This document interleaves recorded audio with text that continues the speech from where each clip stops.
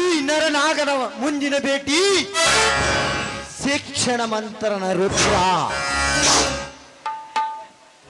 ರಣರುದ್ರ. ನೀನು ಶಿವನ ಸನ್ನಿಧಾನದಲ್ಲಿ ಅಡಿಗೆ ಕುಳಿತರುತ್ತಾರೆ. ಶಿವಲೋಕಕ್ಕೆ ಹದ್ದಿನಂತೆ ಹಾರಿ ಬಂದು ನಿನ್ನ ಶಿರಚ್ಛೇದನ ಮಾಡಿ ನಿನ್ನ ದೇಹದ ಒಂದೊಂದು ಭಾಗಗಳನ್ನು ಅನೋಖವಾಗಿ ಕತ್ತರಿಸಿ ನಾಳೆಗೆ ನರಕದ ನಾಯಿಗೆ ಹಾಕದಿದ್ದರೆ ಮೇರೆ ನಾಮ್ ಇಂಟರ್ನ್ಯಾಷನಲ್ ಕಿಲ್ಲರ್ ನಾಗನೇ ನಹಿ. ಒಳ್ಳೆ ದಾರಿಯನ್ನು ಬಿಟ್ಟು ಅಡ್ಡ ದಾರಿ ಹಿಡಿದವರನ್ನು ಅಡ್ಡಾಗಿ ಕತ್ತರಿಸೋಲೆ ಈ ನಾರವ್ಯಾಘ್ರ ನಾಗನ ಮುಖ್ಯ ಕೆಲಸ.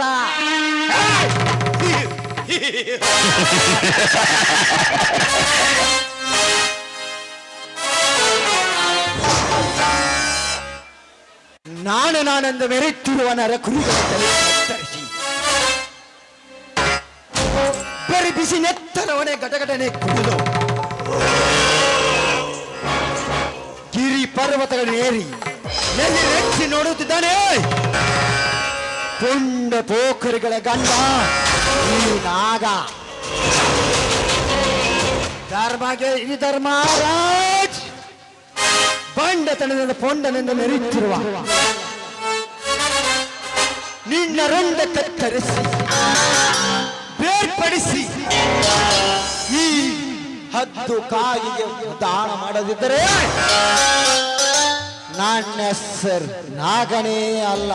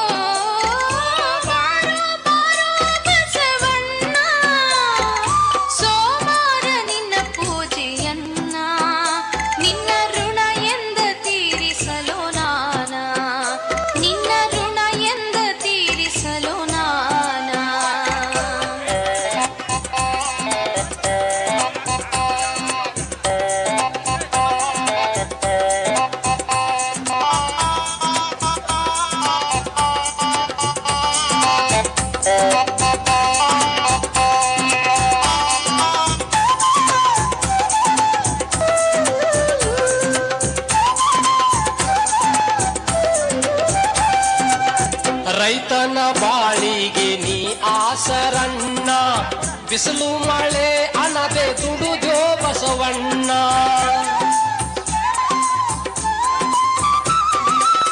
ರೈತನ ಬಾಳಿಗೆ ನೀ ಆಸರಣ್ಣ, ಬಿಸಿಲು ಮಳೆ ಅನದೆ ದುಡುದ್ಯೋ ಬಸವಣ್ಣ.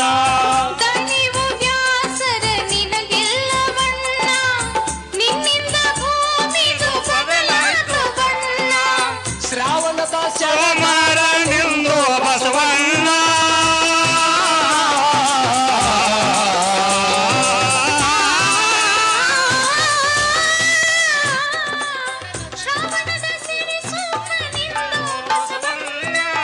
ಎಷ್ಟು ಮಾಡಿದರೂ ತೀರದು ನಿನವರಣ. ನೀನೇ ರೈತನ ಪಂಚ ಪ್ರಾಣ, ನಿನ್ನ ಹೊಗಳಾಕ ಬಾಯಿ ಸಾಲದಣ್ಣ. ಬಾರೋ ಬಾರೋ ಬಸವಣ್ಣ, ಸೋಮವಾರನೆಂದವಣ್ಣ ಎಂದ ತೀರಿಸಲು ನಿನ್ನ ಋಣ ಎಂದ ತೀರಿಸಲು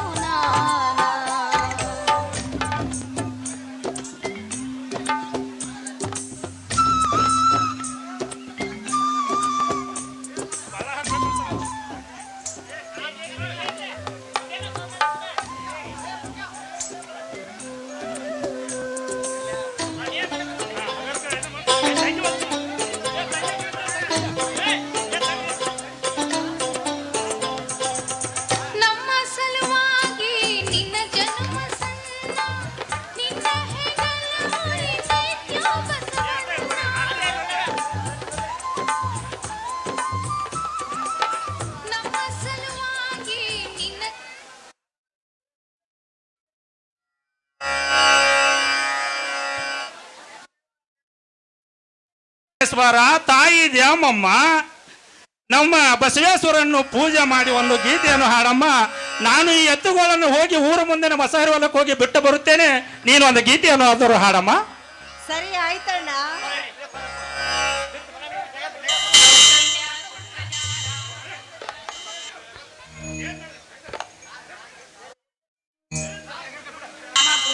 प्रवर्तते उत्तिष्ठ नरशार्दूल कर्तव्यं दैवमासिकम् उत्तिष्ठोत्तिष्ठ गोविन्द उत्तिष्ठ गरुडध्वज ಶರಣಂ ಶರಣಂ ಶರಣಂ ದೇವಿ ಕೃಪಾಕರೇ ಪಾಲಿಸುವನವರಿತ ತಾಯಿ ಶ್ರೀ ದುರ್ಗೆ ಪಾಲಿಸುವನವರಿತ ತಾಯಿ ಶ್ರೀ ದುರ್ಗೆ ಶರಣಂ ಶರಣಂ ಶರಣಂ ದೇವಿ ಕೃಪಾಕರೇ ಶರಣಂ ಶರಣಂ ಶರಣಂ ದೇವಿ ಕೃಪಾಕರೇ ಪಾಲಿಸುವನವರಿತ ತಾಯಿ ಶ್ರೀ ದುರ್ಗೆ ಪಾಲಿಸುವನವರಿತ ತಾಯಿ ಶ್ರೀ ದುರ್ಗೆ ಶರಣಂ ಶರಣಂ ಶರಣಂ ದೇವಿ ಕೃಪಾಕರೇ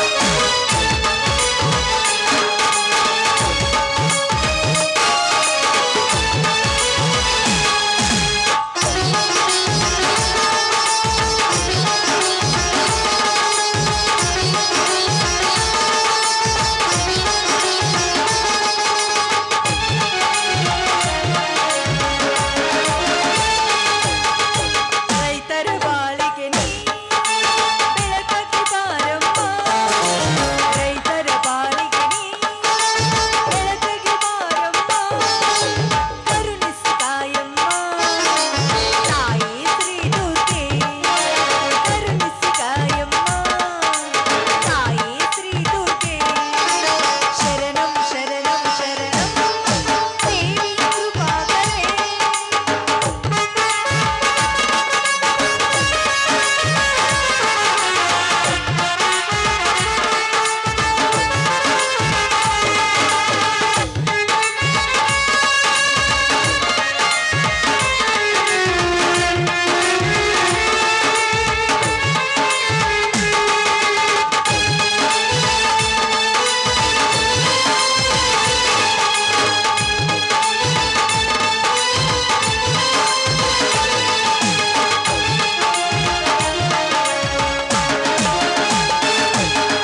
ಬಡವರ ಬಾಳಿಗೆ ನೀ ಬೆಳಕಾಗಿ ಬಾರಮ್ಮ ಬಡವರ ಬಾಳಿಗೆ ನೀ ಬೆಳಕಾಗಿ ಬಾರಮ್ಮ ಕರುಣಿಸಿ ಕಾಯಮ್ಮ ತಾಯಿ ಶ್ರೀ ದುರ್ಗೆ ಕರುಣಿಸಿ ಕಾಯಮ್ಮ ತಾಯಿ ಶ್ರೀ ದುರ್ಗೆ ಶರಣಂ ಶರಣಂ ಶರಣಂ ದೇವಿ ಕೃಪಾಕರೇ ದೇವಿ ಕೃಪಾಕರೇ ದೇವಿ ಕೃಪಾಕರೇ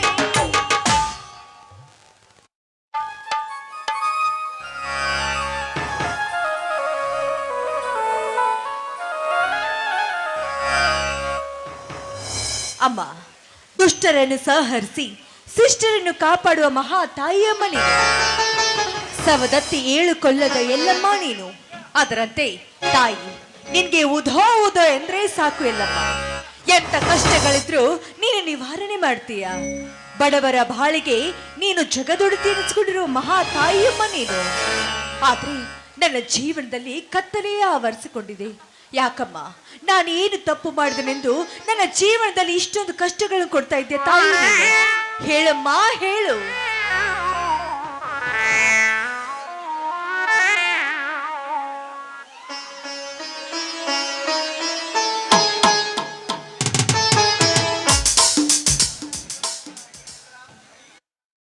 ತಂಗಿ ಚಂದ್ರ, ಆ ಶ್ರೀಮಂತರ ಹಣದ ಚೆಲ್ಲಾಟದ ಕೂಗಿನ ಮುಂದೆ ನಮ್ಮಂತ ಕಡುಬಡವರಾದ ಕಣ್ಣೀರಿನ ಗೋಳಾಟ ಎಲ್ಲಿ ಕೇಳಿಸ್ಬೇಕಮ್ಮ ಈ ನಿನ್ನ ತಾಯಲ್ಲ ಮನೆಗೆ? ಯಾಕಣ್ಣ ಆ ದೇವಿ ಮೇಲೆ ನಿಂಗೆ ಇಷ್ಟೊಂದು ಕೋಪ? ಆದ್ರೆ ಒಂದು ಮಾತನ್ನ, ಎಂದು ನಂಬಿದವರನ್ನು ಕೈ ಬಿಡೋದಿಲ್ಲ ಈ ನನ್ನ ತಾಯಿ. ಈ ಮಾತು ಇಂದಿಲ್ಲ ನಾಳೆ ನಿನಗೆ ತಿಳಿದೇ ತಿಳಿತದೆ ಅಣ್ಣ. ತಂಗಿ ಚಂದ್ರ,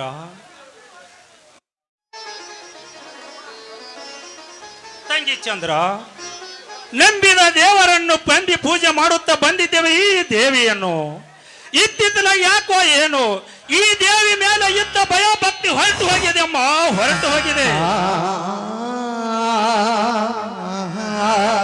ಯಾಕಣ್ಣ ಇಷ್ಟೊಂದು ಕಳ್ಳು ಹೃದಯದಿಂದ ಮಾತಾಡ್ತಾ ಇದ್ದೀಯ ನೀನು?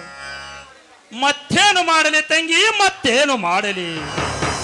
ನನ್ನ ಎರಡನೇ ತಮ್ಮ ಸಾಗರ್ನ ಓದಿಗೆ ಮಾಡಿದ 20,000 ಸಾಲ 70,000 ಆಗಿ ಬೆಳೆದು ಈ ನನ್ನ ಎದೆಯನ್ನೇ ಸೆಡಲುಗೊಳಿಸಿದೆಯಮ್ಮ, ಸೆಡಲುಗೊಳಿಸಿದೆ.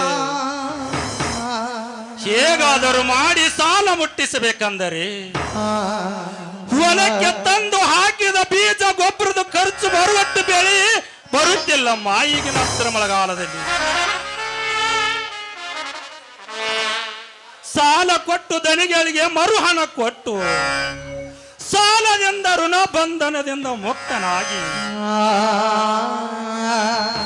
ಕೊನೆಗೆ ನಿನ್ನ ತಲೆ ಮೇಲೆ ಅಕ್ಷತೆಯನ್ನು ಹಾಕಿ ಈ ನನ್ನ ತಲೆ ಮ್ಯಾಗಿನ ಭಾರ ಇಳಿಸಿಕೊಳ್ಳಬೇಕೆಂದು ಹಗಲಿರಲು ಶ್ರಮ ಪಡುತ್ತಿದ್ದೇನಮ್ಮ, ಹಗಲಿರಲು ಶ್ರಮ ಪಡುತ್ತಿದ್ದೇನೆ.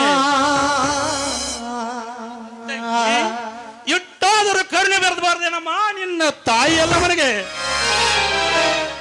ಯಾಕಣ್ಣ ಯಾಕೆ ಇಷ್ಟು ಅಸಹಾಯಕನ ತರ ಮಾತಾಡ್ತಾ ಇದ್ದೆ ನೀನು? ಯಾಕೆ ಸಾಲ ಕೊಟ್ಟ ಧನಿಕರು ನಿನ್ನ ಮೇಲೆ ಏನಾದ್ರೂ ಕೈ ಮಾಡಿದ್ರಿ ನನ್ನ? ತಂಗಿ ಚಂದ್ರ, ಹುಟ್ಟುವಾಗಲೇ ಪರಶೆಂಬ ಕೊಡ್ಲೆಯನ್ನು ಕೈಯಲ್ಲಿ ಹಿಡಿದು ಬೇಯುತ್ತಿದ್ದಂತೆ ದಿನ ಬೆಳಗ್ಗೆ ಹೋದರೂ ಪರಶೆಂಬ ಕೊಡ್ಲಿಗೆ ರಕ್ತದ ಅಭಿಷೇಕ ಮಾಡಿ ಹುಲಿಯನ್ನ ಕೊಂದು ಹುಲಿಯ ರಕ್ತ ಕುಡಿಯುವ ನನ್ನ ಮೂರನೇ ತಮ್ಮ ಶಿವನಿರುವಾಗ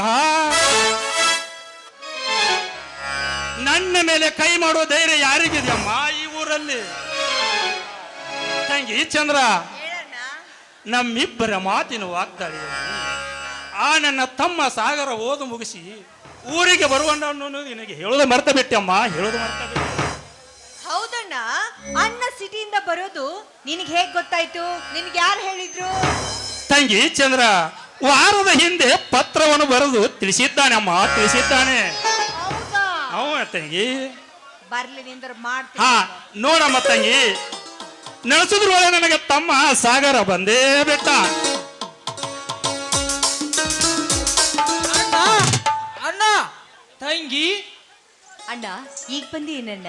ಹೌದಮ್ಮ, ಹೀಗೆ ಬಂದೆ. ತಮ್ಮ ಸಾಗರ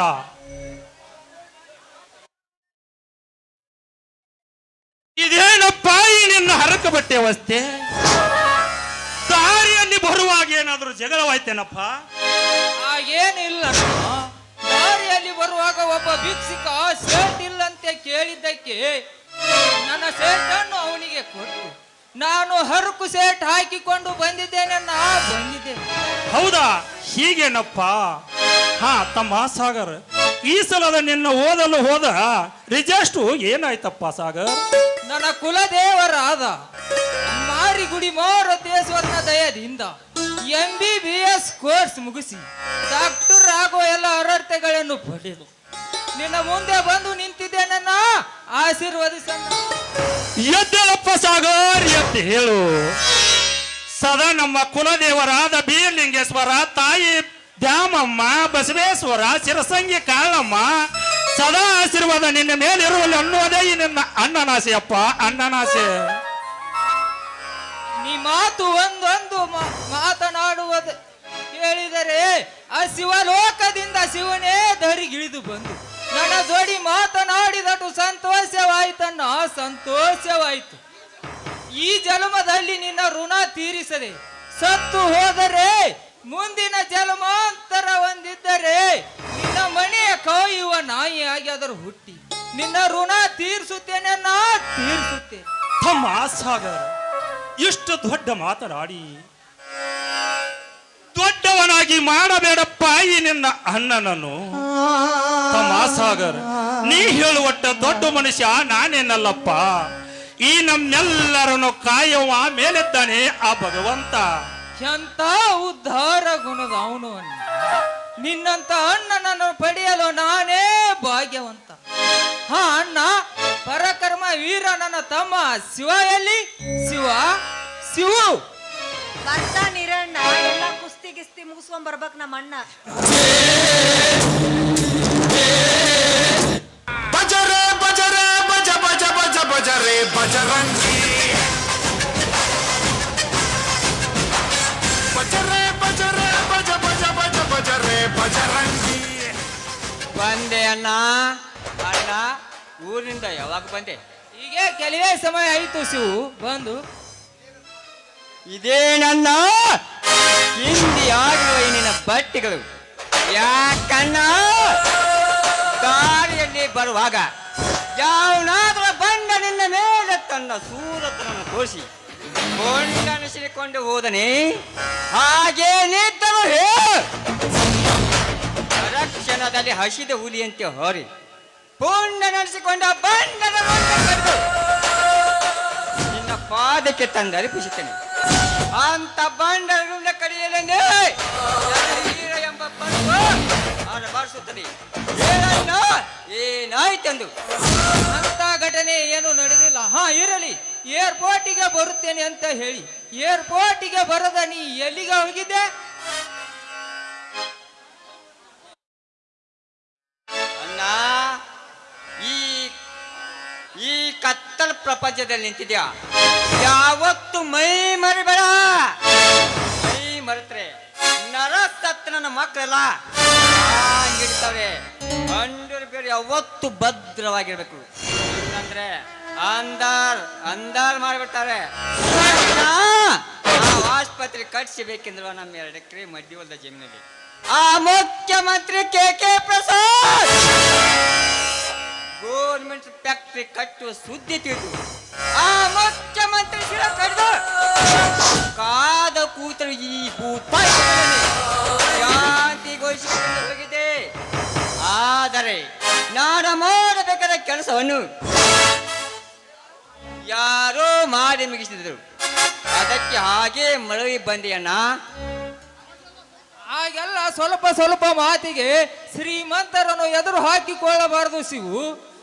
ಬಡವರಾದ ನಮಗೆ ಅದಕ್ಕೆ ಬೇಕು ರಾಜಕೀಯ ವಿಷಯ. ಅಣ್ಣ, ದೊಡ್ಡವರು ಅನಿಸಿಕೊಂಡಿರುವ ಬಂಡ ಶ್ರೀಮಂತರು ನಮ್ಮ ಮೇಲೇನೇ ದರ್ಪ ದಬ್ಬಾಕಿ ಮಾಡಿದರೆ ಬಡವರ ಸುಮ್ಮನಿರ್ಬೇಕೆನ್ನುವ ಮಾತು ನಮ್ಮ ತಾತ ಮುತ್ತಜ್ಜನ ಕಾಲದಲ್ಲಿ. ಈಗಿನ ಕಾಲದಲ್ಲಿ ಆ ಸೊಕ್ಕಿನ ಶ್ರೀಮಂತರು ನಮ್ಮಂತ ಕಡ ಬಡವರು ವಿಷಪೂರಿತ ನಾಗರಿಕತೆ ನಡೆದರೆ ಕೊಳ್ಳುತ್ತಾರನು. ನಮ್ಮಂತ ಶ್ರೀಮಂತರನ್ನು ನಮ್ಮಂತ ಬಡವರನ್ನು ಶ್ರೀಮಂತರೆಂಬ ರಾಕ್ಷಸರು.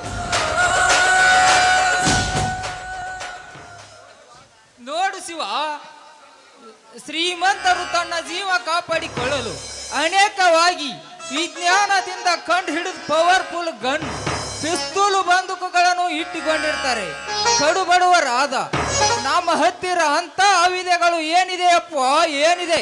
ಅಣ್ಣ, ಆ ಬಂಡ ಶ್ರೀಮಂತರನ್ನು ಎದುರಿಸಲು ದೇವರೆಂಬ ವಿಜ್ಞಾನಿ ಕಂಡು ಹಿಡಿದ ಬಂಡೆಯಂತೆ ಇನ್ನು ಗಟ್ಟಿಯಾಗಿದೆ.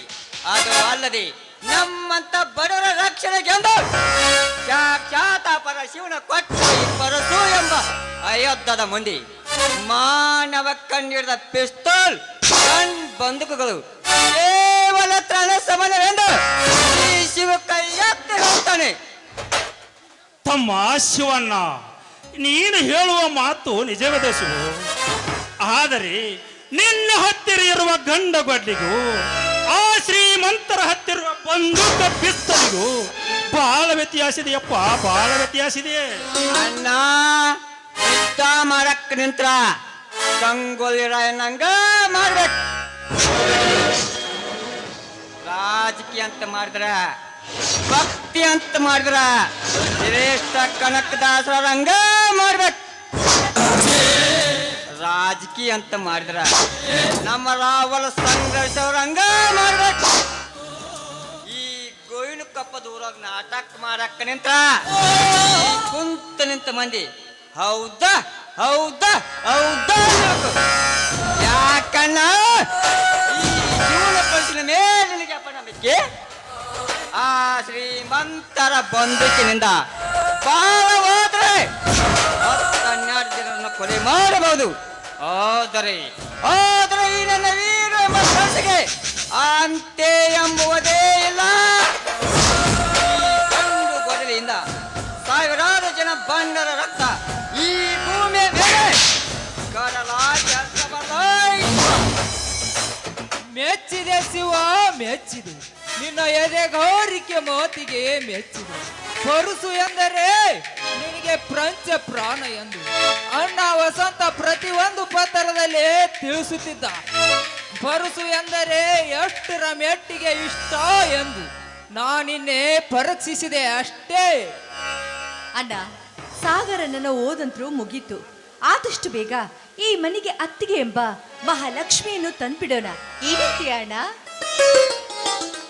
ತಂಗಿ ಚಂದ್ರ, ಬೆಳೆದ ನಿಂತಿರುವ ತಂಗಿ ಮನೆಯಲ್ಲಿರುವಾಗ ತಮ್ಮ ಸಾಗರನ ಮದುವೆ ಮಾಡಿ ಅತ್ತಿಗೆಯನ್ನು ಈ ಮನೆಗೆ ತರುವುದು ಶೋಭೆಯಲ್ಲಮ್ಮ, ಶೋಭೆಯಲ್ಲ.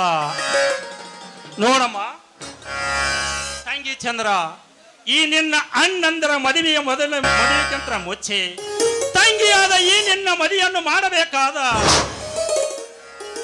ಈ ನಿನ್ನ ಅಣ್ಣಂದಿರಾದ ನಮ್ಮೆಲ್ಲರ ಕರ್ತೇವಮ್ಮ, ನಮ್ಮೆಲ್ಲರ ಕರ್ತೇವ. ಯಾಕಣ್ಣ ಈ ನಿನ್ನ ತಂಗಿ ನಿನ್ನ ಎಲ್ಲರಿಗೂ ಇಷ್ಟು ಬೇಗ ಭಾರವಾಗಿ ಬಿಟ್ಟ? ಹೌದು ತಂಗಿ, ಹಣ ಎಷ್ಟು ಲಕ್ಷ ಖರ್ಚಾದ್ರೂ ಚಿಂತಿಲ್ಲ. ಎಲ್ಲಾದ್ರೂ ಒಂದು ಒಳ್ಳೆಯವರ ನೋಡಿ ಈ ವರ್ಷ ನಿನ್ನ ಮದುವೆಯನ್ನು ಅತಿ ಉತ್ತಮ ರೀತಿಯಿಂದ ಮಾಡಿ ಮುಗಿಸಿ ಬಿಡ್ತೇವೆ. ಯಾಕಣ್ಣ ನೀನು ಇದೇ ರೀತಿ ಮಾತಾಡ್ತಾ ಇದೀಯಾ? ಅಲ್ಲ, ನಾ ನಿಮ್ಗೆಲ್ಲರಿಗೂ ಇಷ್ಟು ಬೇಗ ಭಾರವಾಗಿ ಬಿಟ್ಟ ಅಣ್ಣ? ತಂಗಿ ಚಂದ್ರ, ಹೀಗೇಕೆ ಮಾತನಾಡ್ತೀವಿ ಅಮ್ಮ, ಹೀಗೇಕೆ ಮಾತನಾಡ್ತೀವಿ? ಹಾ, ಬಳ್ಳಿಯ ಕಾಯಿ ಬಳ್ಳಿಗೆ ಬಾರವೆ, ಮರದ ತಂಗಿ ಮರಕ ಬಾರವೆ, ಅದರಂತ ನೀನು ನಮ್ಮ ತಂಗಿಯಾದ ನಮಗ ಬಾರವೆ. ನೋಡಮ್ಮ ತಂಗಿ, ಹೆಣ್ಣು ಮಕ್ಕಳು ಯಾವ ವಯಸ್ಸಿನಲ್ಲಿ ಎಲ್ಲಿರಬೇಕು ಅಲ್ಲಿದ್ದರೆ ಹೆಣ್ಣಿಗೆ ಸೌಭಾಗ್ಯವಮ್ಮ, ಹೆಣ್ಣಿಗೆ ಸೌಭಾಗ್ಯ. ಅಣ್ಣ, ತಂಗಿಗೆ ಈಗಾಗಲೇ ವರ ನೋಡಿದ್ದೇನೆ. ಅಂದ್ರೆ ನನ್ನ ನಿನ್ನ ಮಾತಿನ ಅರ್ಥ ನೋಡು ಶಿವ, ತಂಗಿಗೆ ಈಗಾಗಲೇ ವರ ನೋಡಿದ್ದೇನೆ. ನನ್ನ ಸ್ನೇಹಿತನಾದ ಕಾರ್ತಿಕ ಎಂಬ ಭಾರಿ ಶ್ರೀಮಂತ ತನ್ನ ದೊಡ್ಡಪ್ಪನ ಆಸ್ತಿ ನೋಡಿಕೊಳ್ಳಲು ಇದೇ ಊರಿಗೆ ಬಂದಿದ್ದಾನೆ. ಮುಂದಿನ ವಾರ ನೋಡಿಕೊಂಡು ಹೋಗೋದಾಗಿ ತಿಳಿಸಿದ್ದಾನೆ. ನೋಡಿದೆಯಮ್ಮ ತಂಗಿ, ಹಾ ನಂಬಿದವರನ್ನು ಎಂದು ಕೈ ಬಿಡುವುದಿಲ್ಲ ಈ ನಮ್ಮ ಅಮ್ಮ ಎಲ್ಲಮ್ಮ ಅನ್ನುವುದು ಈಗ 100ಕ್ಕೆ 100 ನಿಜವಾಯ್ತು ನೋಡಮ್ಮ ತಂಗಿ. ಹಾಗಾದ್ರೆ ಅಣ್ಣ, ಈ ಸಂತೋಷಕ್ಕೆ ಆ ದೇವಿ ಎಲ್ಲಮ್ಮನನ್ನು ಹಾಡಿ ಕೊಂಡಾರೋಣ. ಹಾ ಆಯ್ತಮ್ಮ ತಂಗಿ, ಒಂದು ಗೀತೆ ಏನಾದ್ರು ಹಾಡಮ್ಮ ಇವರಿಗೆ. ಯಾಕೆ ನಿನಗೆ ಬೇಡ ಅಣ್ಣ? ಮೈಕ್ ಕಡಿದಿರಲ್ಲ.